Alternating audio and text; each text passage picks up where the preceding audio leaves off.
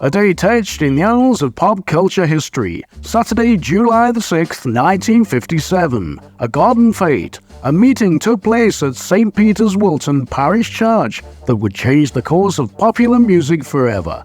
At 4:15 p.m., the Quarrymen Skiffle Group was set to appear. In the lineup was a young John Lennon. In the history of the Beatles, Paul met me the first day I did Bebopaloola live on stage, okay? And a mutual friend brought him to see my group called the Quarrymen. And we met and we talked after the show. And I saw he had talent and he was playing guitar backstage and doing 20 Flight Rock by Eddie Cochran.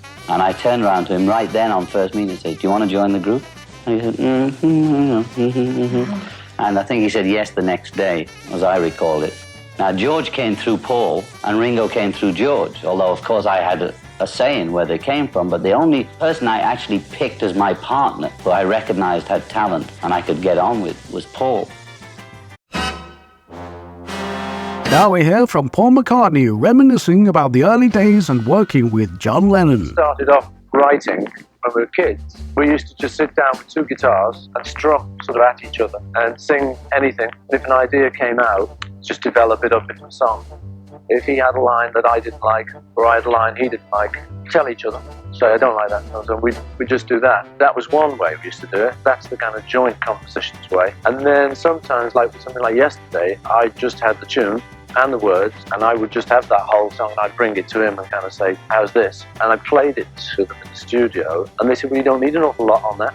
And then sometimes it'd be like Strawberry Fields, sort of ones that were more John's, like Help would be John's idea. Hard Day's Night was his idea originally. In other words, the answer is there wasn't any formula. We did them every which way.